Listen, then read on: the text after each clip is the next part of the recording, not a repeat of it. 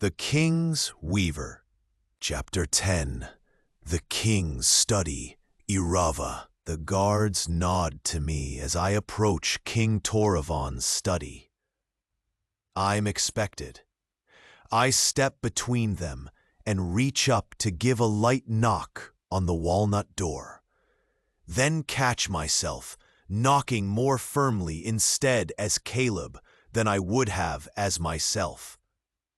I'm too nervous by far.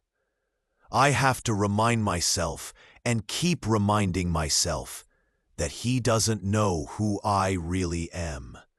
He can't, and he won't. I still have no intention of marrying him, and no reason at all to think that he's not the murderer the rumors say he is. But Elsira thanked me for saving his life. Would that be the reaction of a sister toward a murderer? Toward someone she despised?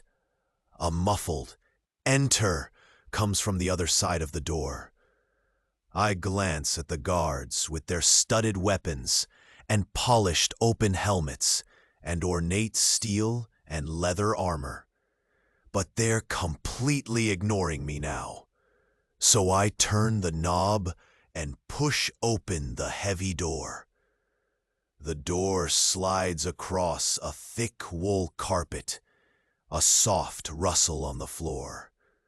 The room smells of old parchment and ink, and sunlight, filtering through the tall windows, casts dappled shadows across the floor.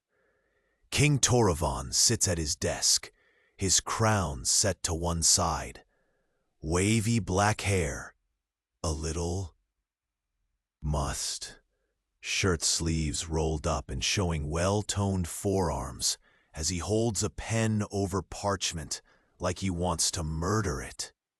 He looks up, catching me in his gray-green eyes, and I freeze.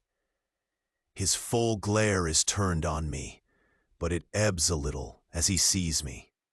"Ah, Mage Candidate Aelin. Close the door."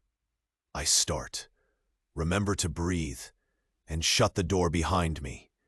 It latches with a definite thunk. And then I'm alone in this room, with a man who may or may not be a murderer. I've wanted to get close to him. Yes, that's the entire reason I'm here in Barella. I want to know who he is. I want to see this man and his own truths laid bare, and know if they're truths that I can live with. Will I be able to face the future my mother laid out for me? Or will I need to spend my life running from it? But I hadn't expected to meet him face to face this quickly. I hadn't expected him to summon me on my second day in the palace. I remember to bow. "Your Majesty," I say, my voice trembling slightly. "You wish to see me?" When I straighten, he's sitting back, studying me with an interest that makes my skin crawl. He doesn't bother to stand, but of course he doesn't. He's the king. "How have you been finding your stay at the palace?"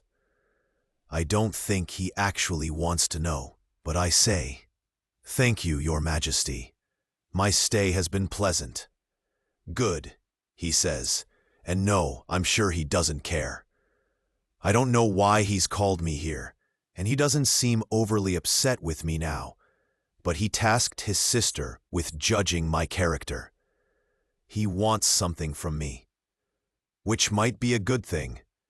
If I can stay close to the king, I can learn more, find out what I need to, and get out of this wretched court.